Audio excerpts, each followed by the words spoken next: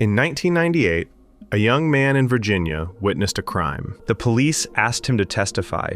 His own family begged him not to.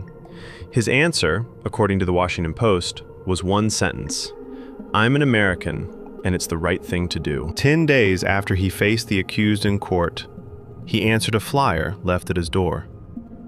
He was never seen alive again. This is the story of who silenced the witness and what his choice should still mean today. April 4th, 1998. Fairfax County, Virginia. In the middle of the night, Zabiullah Alam, a young immigrant from Pakistan, a 1995 graduate of Lake Braddock High School, woke to find a burglar inside his apartment. The intruder fled, but Alam had gotten a good enough look to help the police. Per the Washington Post's account, officers apprehended a man named Christopher Anduril Wills, and Alam identified him from a photograph. Here's decision point 1. He could have stopped right there. Plenty of people do. An ID given quietly, no court appearance, no name on a witness list. Alam didn't stop there. Prosecutors needed him to testify. And this is where the story becomes about more than a burglary. According to the Post's reporting of his family's account, relatives told Alam not to testify, for his own safety. His answer is the line this whole video hangs on: "I'm an American, and it's the right thing to do." On June 15th, 1998, at a hearing in Fairfax County General District Court, Alam took the stand and testified against Wills. A family member described Will glaring at him so intensely that Alam asked police whether he needed protection. Pause on that.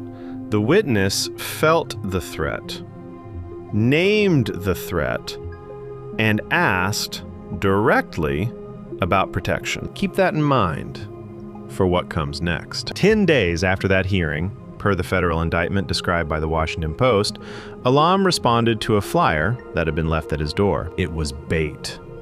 According to the federal grand jury's allegations, that flyer is how he was lured and how he vanished. His family was left in an unbearable limbo.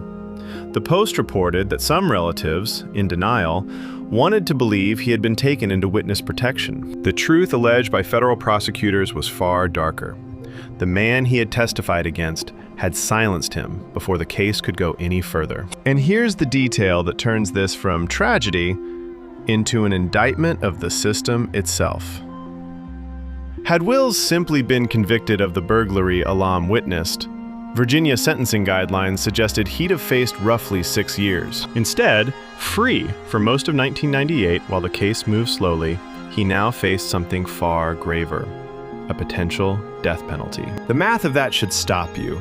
The system's delay converted a 6-year burglary case into a capital murder case, and it cost a witness his life. Why was Wills even on that street? The Post's reporting traces a chain of institutional cracks, including a separate Baltimore incident that only drew federal charges after the Baltimore Sun made the case front-page news. Wills pleaded guilty in that matter and received a 14-year term. But through most of 1998, the months that mattered, he had been free. The fallout reached policy. Maryland State Senator Nathaniel McFadden told the Post that the Wills case led Baltimore to create a coordinating group: judges, prosecutors, police, and public defenders, specifically so defendants wouldn't, in his words, fall through the cracks. That's my commentary layer, stated plainly. Reforms in this country are so often written in the names of people the system failed first. Alam wasn't failed by a lack of courage. His courage is the one thing in this story that never wavered. He was failed by the machinery around it. So, who silenced the witness in 1998? A federal grand jury named the man. But the fuller answer is harder.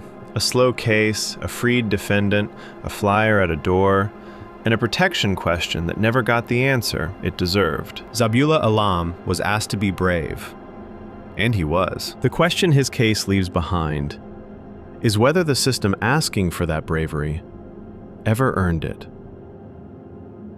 If you believe stories like his should be remembered, subscribe. Every week we cover a case that deserves more than a headline.